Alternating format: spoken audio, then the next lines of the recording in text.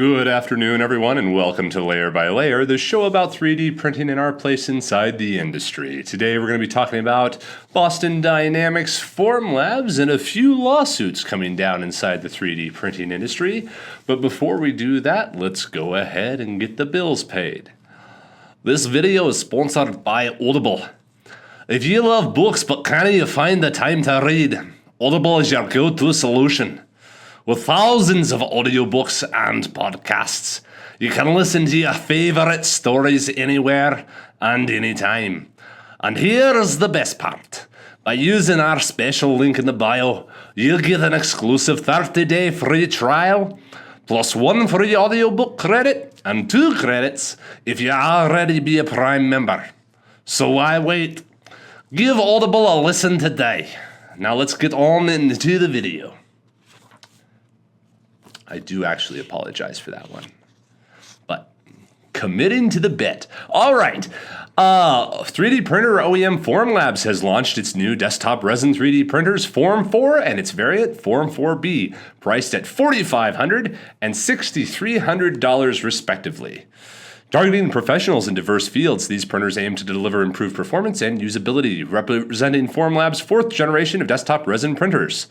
Form 4 is a huge leap, not only for Formlabs but our customers, but also for the entire 3D printing world, said Formlabs CEO and co-founder Max Lebowski.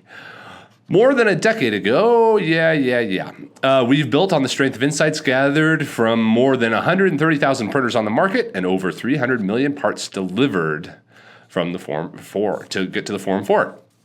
This is good for them. Good for Formlabs.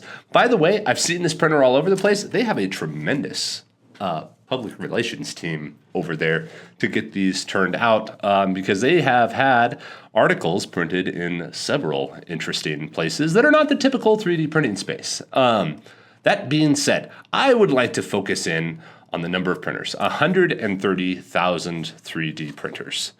That's not very many. I mean, it's not very many considering what people generally consider for Formlabs. But Formlabs has always been kind of the premium SLA machine with high usability. But that is indicative of how small the 3D printing market is as a whole. I mean, even the consumer ones, they're only crossing into like the million. And then you have Formlabs, which is effectively a professional printer, 130,000. The more impressive number is the 300 million 3D printed parts, because that means basically everyone is making about 3,000 parts per printer. Is that right? Am I mathing that right? 10 times 100. Yeah. About 3,000, 2,500 to 3,000 parts per printer on the Form machines. That is impressive because that's a high output for what people generally consider to be a desktop machine. So that's an interesting relation that I don't think people really realize. But the Formlabs machine is out. It's meant to be faster, 100 millimeters per hour, which is pretty darn fast for a resin machine. And it looks pretty darn cool because the Formlabs machines have always looked really cool. They have an excellent product design team. So yeah, there's that. Next piece of news, a German software developer, 3D Spark, has extended its partnership with France-based rolling stock company Alstom by 3 years. Through this collaboration, the railway manufacturer leverages 3D Spark software as a service to optimize the production and procurement of 3D printed parts. 3D Spark software uses AI to identify the fastest, cheapest, and most sustainable manufacturing process for a part. It also automatically generates quotes and requests for quotations.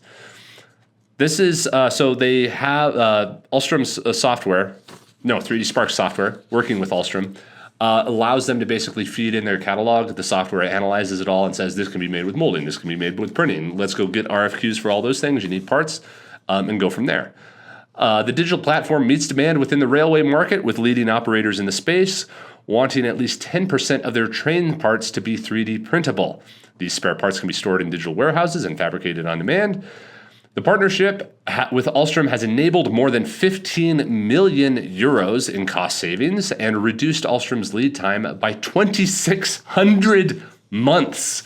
The software has also allowed the company to decrease its procurement efforts by 86%, increasing the availability of spare parts. That is bananas. Those be the numbers of why people should use 3D printing right there.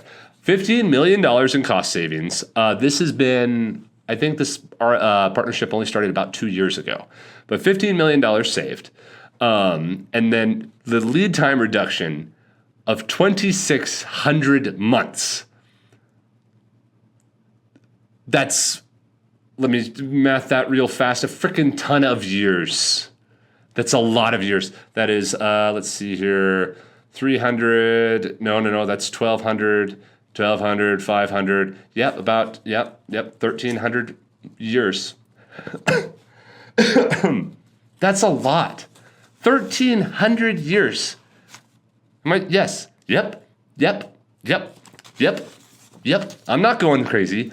1,300 years. That can't be right. Wait a second. Where am I going nuts here on this? That's not right. Oh, I was thinking weeks. I was thinking 2,600 weeks and stuff. That's where I'm going nuts. I am going nuts. Okay, 12 months into 26. There we go. Few dozen years. That's still incredible. That is incredible that the parts were unachievable before. Or that number is bananas and doesn't exactly exist.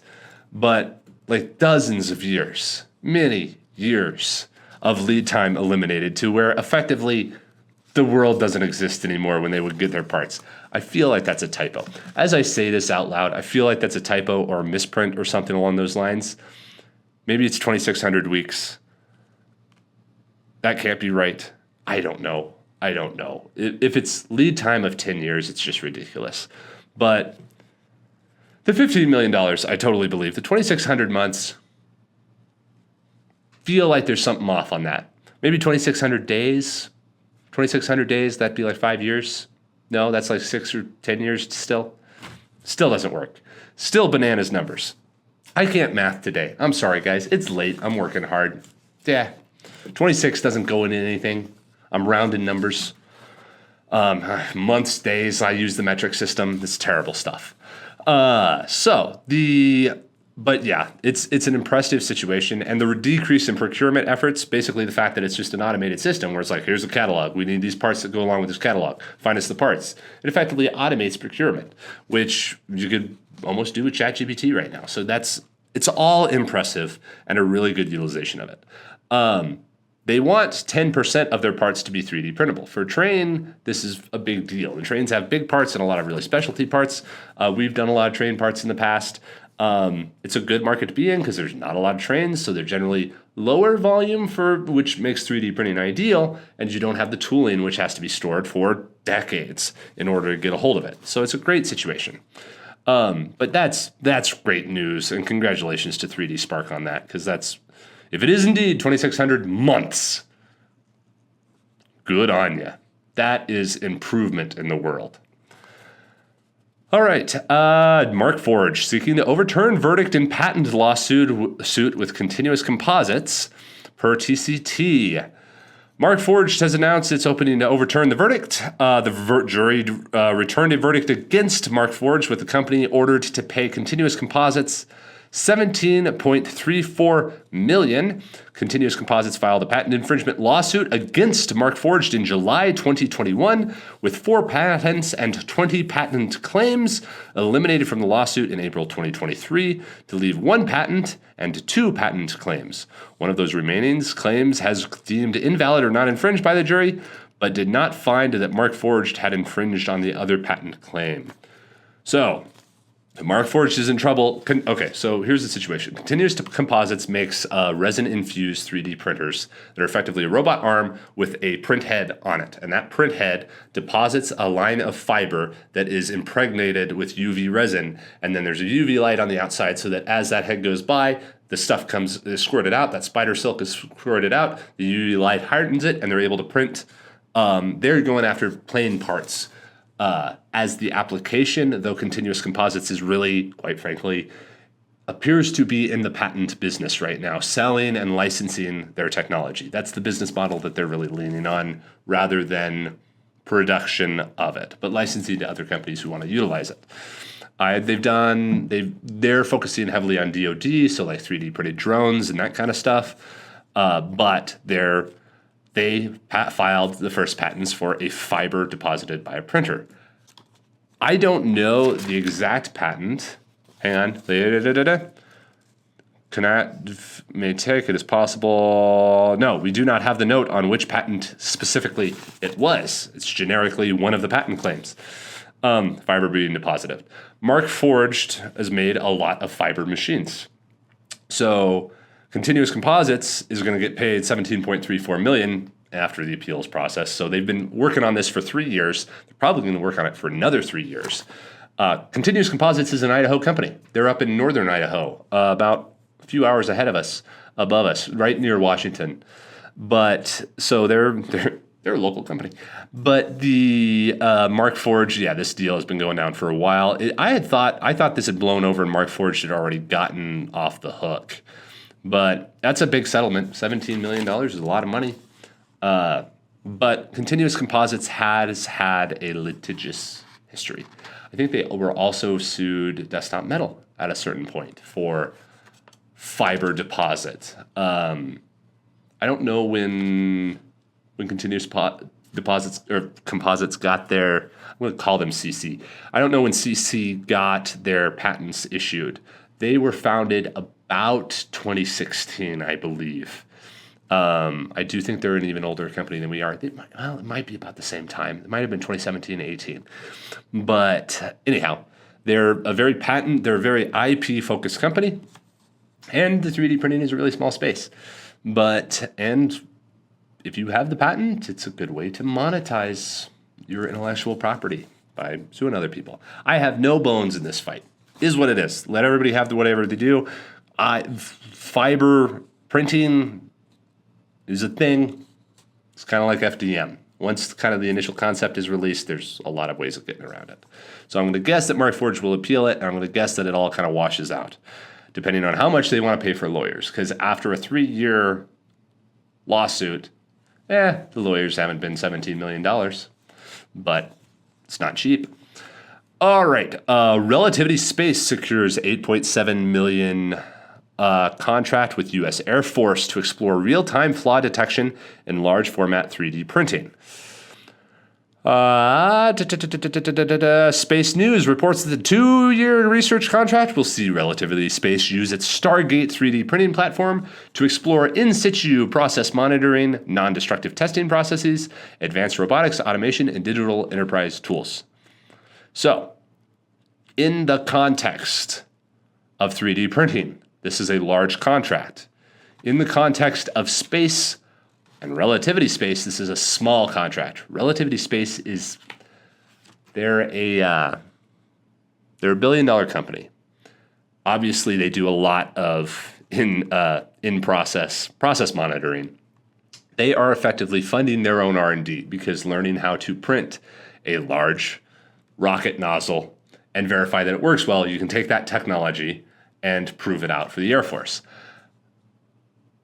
This is interesting because Relativity has already proven this out. So the Air Force effectively just paid them to do the research, but Relativity already has it done. And they might expand it or refine it and share some of the information, but they already have it done because they flew a rocket last year, which means that it works. And they've been printing metal parts for a long time, and the fundamental technology they had was how to make those parts waterproof effectively. But it's a cool contract and good for them. Relativity Space as a company, they certainly need some monetization because they haven't made any money. So good, they just made $9 million. Good for them. In recent years, there has been a push from the Department of Defense to better understand and use additive manufacturing process, with several research contracts distributed to also improve aspects like testing and defect detection. So, the DoD has been working really hard to use 3D printing. We monitor the contracts for it in case there's ever anything that floats by that works for us. A lot of the work that we do anymore has never really been relevant to Air Force projects or contracts because the Air Force is the military, the whole situation either needs historical parts and they cannot accept 3D printed replacements for spare parts. And the research is always focused on how to deploy 3D printing. So what's a portable 3D printer that we can throw in a box rather than how do you get a reliable part out of a 3D printer? So it's active situation deployment of printers for in-field supply management, which is a good application and an obvious application that everybody's been looking for. But it's not one that we've ever gotten to play with, unfortunately. I'd love to. Would love to do that kind of stuff. Because number one, we do have cool things that would be applicable there. But side note. All right. Boston Dynamics. Oh, guys. Boston Dynamics. We're good. We got a discussion. I don't care about the discussion topic. We're talking about Boston Dynamics. Here's the thing. Boston Dynamics. This week, all of this is good, guys. Like everything about this should be studied in business school and engineering school and everything else. This is just, they're so good. So on Tuesday, a video went out on the Boston Dynamics website that said, goodbye to Atlas HD. And they showed their Atlas robot doing flips and tricks and eating it and all the rest of it. And they said, we're retiring this robot. I watched that video and I wish I wrote this down or told more people about it. But I was like, there's going to be another robot released in the next week. They're not shutting it down. It's ridiculous. They do that video. They say goodbye to the flagship real-world Terminator that everybody references when they think of robots, which had a bunch of 3D printed metal parts in it to lightweight it, by the way. Today, we're filming this podcast on Wednesday. Yes, it's Wednesday. Wednesday. It's late at night. Today they released the new Atlas, just a teaser video of, so good.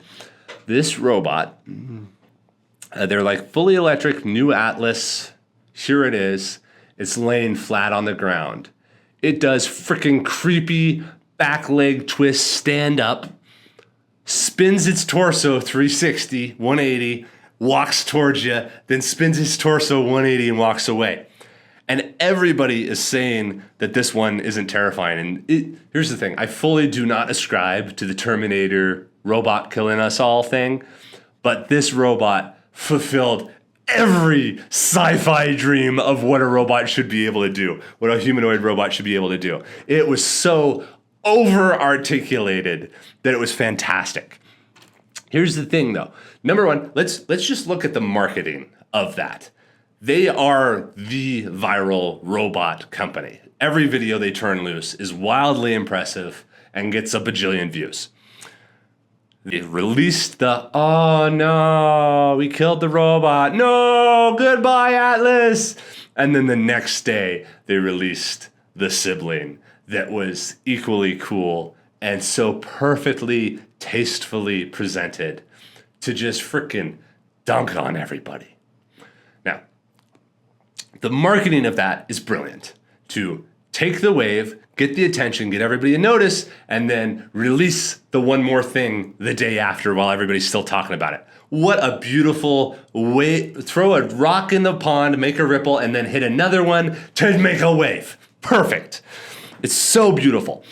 Now, the engineering side of this. The reason the new Atlas, and they're calling it still Atlas. They didn't give it a new name because they recognize the value of the Atlas brand and identity. CEO even said so. But the new Atlas, from an engineering standpoint, as I said, it's over-articulated. Its legs spin around 360. Its torso spins 360. The comment made was, even though humans have, and our form factor has existed for tens of thousands of years, hundreds of thousands of years, it is not perfect, especially for the things that we want the robots to do. The fact that we have to grab a box off a shelf, then step around and turn is a waste of energy and effort. Since we are engineers and we are creating new stuff, we're able to improve upon biology. So the new Atlas robot is over-articulated so that rather than taking a box off the shelf, taking some steps around like every other humanoid is doing, they're able to take the box off the shelf, spin around 80 degrees at the torso, and start walking exactly the opposite direction, dynamically just reversing itself. So it's what am I trying to say? It's symmetrical in forward and backward. It's able to flip itself immediately, which again is like one of those movie parts where you're like, I got you around the back of the neck, and like the head spins and the arms spin around and get you, and you're like, no, I got you in a bear hug. That kind of a thing. It's freaking sick. But from the engineering standpoint, this makes total sense because they have done every other humanoid company as good as they are. Digit is great because they are taking a new architecture. Tesla is great because, quite frankly, they have the best hardware right now of general humanoid. But Boston Dynamics has known humanoid forever. They've had Atlas for forever, and they're like, we know how to make a humanoid. We can make these things walk. We know how to articulate them and control them. You guys do you. We know now what the next step is, which is to go beyond humanity and create a humanoid robot that's able to actually function better than a person would, while still having all the same cost parameters of a traditional humanoid. They know the problem better. So they're not just getting to the first version of the solution, which is we can replace humans in hard-to-work environments. They're like, we can improve humans in hard-to-work environments, which is great. It's such a good demonstration of how well Boston Dynamics have been watching at. They're owned by Hyundai right now, I believe, and they were sold for $1 billion, whatever it happens to be. But the reveal of this was great. The design of it is fantastic. I cannot wait to see more demos. Boston Dynamics has always been in an odd situation because Boston Dynamics is a motion controls company.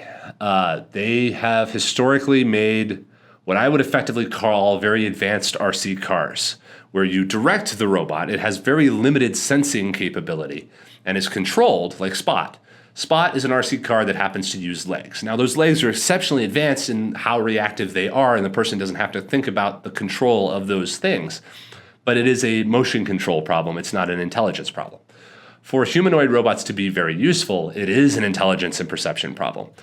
And Boston Dynamics can most certainly hire good people, but they're really expensive right now. And I would say they kind of lost their edge in that space because they've been so focused on motion control that I don't think they were entirely prepared for artificial intelligence deployment because they've been so focused on hardware for so many years, for so long, that now the intelligence factor might be a little bit behind. Figure has had great demos and has also had great collaboration. Figure has other issues that we'll go into, well, probably never. I don't know. But the Figure's in an interesting spot. Each one of these companies is most definitely, they're all contenders. They all have cool stuff going on, and there's no clear winner of who's going to deploy the 1 billion robots in the next 10 years that everybody wants to make. It's most certainly necessary. There are 10 million open jobs inside the United States alone right now, and many of them are because people just don't want to do them. Like literally, I can name you 2 to 3 jobs in our factory right now that we would love to hire somebody for, but either we just don't have time to hire for it, or they're just not cost effective to hire a person for in the current labor market. And yeah, it's just that type of a situation. So we would love a robot for those. But anyhow, so yeah, the Boston Dynamics reveal. If you haven't seen it, go look at it. It's fantastic. It's so good. And yeah, perfectly executed product like that. This was a Steve Jobs level one more thing kind of reveal. Just perfect. And it was wildly impressive. I was a little bit worried about Boston Dynamics. I had been worried. I was like, there's a lot of ramp up right now. They need to be doing stuff. I'm sure they have something cool in the back, but I don't know how cool it is because they've historically been a pure engineering company, but they are also clearly making the transition into a product company very well. So good on them, man. But yeah, it's fantastic. The Boston Dynamics robot is fantastic. Really impressive, great engineering, great marketing execution, all of it, just all of it. So cool, so cool. Sorry, past life coming back out. Okay. Updates for us now. Tangled Filament, the Etsy app, general 3D printing questions, and API upgrades. Let's start with the API. So this last week, there's been a number of pushes for the API. The server upgrade has been completed. It's been refined and hardened some more. All the ways that everybody figured out how to break it have pretty much been fixed. There continue to be edge cases, as there always are. As more people start to use it, more people have particular applications that were just never considered or situations that were never considered. The team has also expanded overall documentation and let's see here. Overall documentation and additional resources, as well as getting work on like sandbox and responses, test responses, and that kind of thing. So, quite frankly, yeah, there's been a lot of good upgrades in the last week to make it more developer friendly, and we're going to be working with a number of y'all to try to help you out with your projects directly. And thank you so much to everybody who's been giving us all the feedback and trying it out and working with it.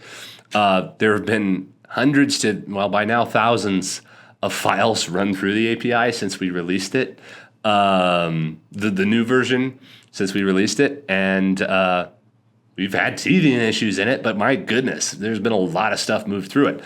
But it's getting harder, it's getting better. The team's been working on it really hard, and it's looking really good. We're really excited to see what y'all are building with it. So yeah. Etsy version 3 coming very soon. Yeah, the team has been working also on a new version of the Etsy. It's going to have a name. We're working on a name. We call it something other than Etsy V3 because that's just boring.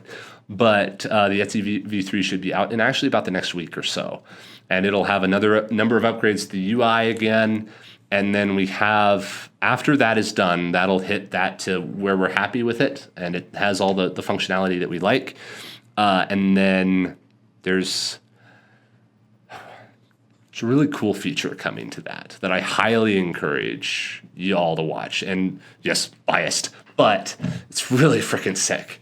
It's going to really improve the act of selling 3D printed parts around, like make it radically easier. So if you were hesitant before about trying to sell 3D prints on Etsy, this is going to be something to consider, really, because the Etsy app is already amazing. Just the fact that literally you could be in, so long as you have an internet connection somewhere on the planet, you can be in Antarctica designing something in CAD, upload it, and sell it to people in New York, and you never have to know how any of it works. The Etsy app and the API itself are both, quite frankly, incredible things that have never existed before. And again, they're really hard to do. Like, it is tough to take a random file out of the ether, print it, and ship it to an end customer reliably and affordably. Like, that's hard. So the fact that we've had teething issues, I'm okay with that. Because to get an MVP out and now to start evolving it as quickly as we have, the team's been doing a good job. So yeah, Tangled filament update. So a lot of updates with Tangled here too. We're in kind of continuous flow. So like literally this week we have another production batch running of black with the new upgraded 3 kilogram spools. We were at 4 kilogram and now we're taking it down to 3 kilogram to help with spooling, because some of them were, because 4 kilogram effectively, we overfilled the spool to where it's just kind of cumbersome to work with. The new, excuse me, I got a sneeze coming. I'm going to keep on going or fight it back, one or the other. I don't want to pause. I don't want to pause in the podcast anywhere. But the new spool is 3 kilograms, we're for 4. We're probably going to do another adjustment and turn it into 3.5 here at some point once we hit stability on that. The last batch was fine. We had 1 or 2 pieces of error feedback, but very, very small amounts. It turned out to be a much smaller issue than we thought with that batch of filament. So yeah, it's all good. We're rolling with that. The big news, though, is that we landed another extruder that is meant to be committed to Tangled. This extruder will be focusing on PETG. With that, PETG is a hygroscopic material, so it'll actually require a decent amount of drying and stuff. So we're adding in now the extra machinery and getting that wired in to make sure that it's properly prepped. But yeah, the quality is improving, the production rate is increasing, and we are adding in PETG. As far as where this puts us with the evil plan for Tangled, getting to $10, we have we are ahead of schedule. Like, we're doing good, guys. We're on really good track for this. Side note, yeah, if you like Tangled, there's a bunch of glut filament over on the website that you want to grab. And yeah, the 3 kg spools are available right now too. And are shipping pretty quickly to where we don't have that big old lead time, because you know what? All of our extruders are working. Yeah. The extruder for this project is working. That's great news. But Tangled, as far as timeline goes, we were supposed to have gray, white, clear, and black running in January. Obviously, that didn't happen. Right now, we're still just running black. And we're probably going to continue to do that, because as soon as we add in another color, it just turns into another hassle. And quite frankly, y'all are keeping us busy with the black. Black is the most popular color by far of filament. As soon as we diversify, we either increase cost or increase problems. Neither one of those are good.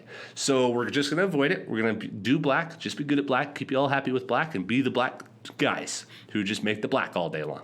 So we'll keep on going with that. That effectively kind of misses that step, but that's okay.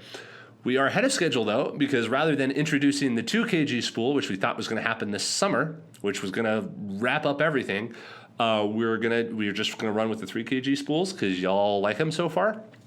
And they work fine for print farms, and we're really trying to get feedstock for large-scale print farms. So there's that. But with the additional extruder brought in here for Tangled right now inside of this factory, it'll be partially committed to our internal use with our other extruders there that are used for that. But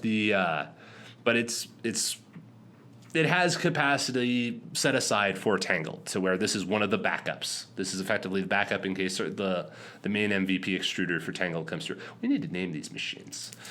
What's an extruder? What's an extruder should be called? Something that shoots. Muzzle loader. A ray gun. Whatever it was. I don't know. What's another cool gun? Phaser. Name these extruders different weapons. That's what we should do. Excalibur. Those kind of things. Excalibur is when we develop our own extruder. We're going to say that one. But anyhow, we have the extra filament extruder, which is effectively almost a year ahead of schedule from when we thought we were. We thought we were going to put in another extruder next spring, and we're getting this one now. So that's great. And as Pet G is coming almost about 6 months ahead of time of when we thought it was going to. We still have time to ramp up and get this particular extruder ramped up, and the workflow all rolling for it all right. But so we're ahead of schedule on the big things that matter inside the master plan. Yes, we've lost gray, white, and black along the way, but casualties of war, collateral damage, that kind of thing. We'll get back to them. We'll reintroduce them here. But for now, black is what everybody needs. It's the one. We will be, once we get the second one up and rolling, and again, in good cadence and rolling with what we've got right at the moment, we should be able to do another price cut for the 3 kg spools, or the 3.5 kg spools. At the release of the 3.5, we should be able to get that done, because it'll allow us to just scale up more. And again, each time we can put more material into the box, we have just reduced our cost of shipping, because the cost per shipping per kilogram went down. So we're moving more material, you're paying us for the material, but then our fixed costs are still the same. So long as we can ship that box for the same price with 3.5 kilograms rather than 3 kilograms, we want to ship with 3 kilograms. So this is an optimization problem. Where is something that doesn't grow when we grow? How can we do more of that stuff? So that should be fun, fine, and dandy. Tangled is in a pretty good spot right now, and we're getting in the rhythm, getting rolling, getting ramped up even more and more and more, so that we keep this going continuously. Okay, general 3D printing questions around the API and everything else. Summary of stuff. Our machines are 220 by 220 by 220. The API generically prints at 0.2 resolution with a 20% infill, standard grid infill. PLA, 4043 PLA. From there, parts ship in between 3 to 5 days currently with current backlogs, both for Etsy and API. We're working to reduce those, though. use is increasing, so reduction of lead time will take a little while here as we hit stability. The machines themselves are our internal design. The Slant box machine, which allows you to do things that you can't do on traditional bed slinger machines. Our print farm, the main mega farm is spec'd for 3,000 machines, and they're running on those. Let's see, what is the other generic information that you need? Shipping. Shipping is calculated at the time of order with the customer because it's impossible to calculate it before. The distance you are shipping impacts the shipping cost. So we do not do a flat rate shipping fee. We do shipping based on how far you have to go. So if it's coming from our place and going 2,000 miles, it costs more than from our place 100 miles. Our factory is located in Boise, Idaho. Zip code is 83716. That's useful in case you need to create an address or an origin address for parts that you may be producing with the API or the Etsy app. Let's see, what else? That covers pretty much everything. Models are best designed to have no support. The very best 3D print is a single part. If you need multiple parts for a single order, place them all in the same bed as a single STL. Parts must be submitted in the correct orientation for printing. There's no orienting choosing because, quite frankly, orientation is an art. Place your STL. You don't want us auto placing it for you because it'll jack it up, because every auto orientation tool jacks it up. So there's that. Shipping origin address. What else? 4043. Yep. PLA. More materials coming? Yes. We will have more materials eventually. MVP, guys, minimum viable product. There's a lot of people who can make a lot of stuff with gray, white, and black PLA, because right now there's already a lot of stuff made with gray, white, black PLA. Way more than you would think. So there's that. But yeah, the Etsy app is up and live. The API is up and live. Both of them getting bigger, stronger, faster, better. And that's that. We have a discussion topic that's more broad, but I think I talked about Boston Dynamics for too long. So we're going to go ahead and just cut it right there. Thank you all so much for watching. I hope you have a great rest of your day. Have a great day, everybody.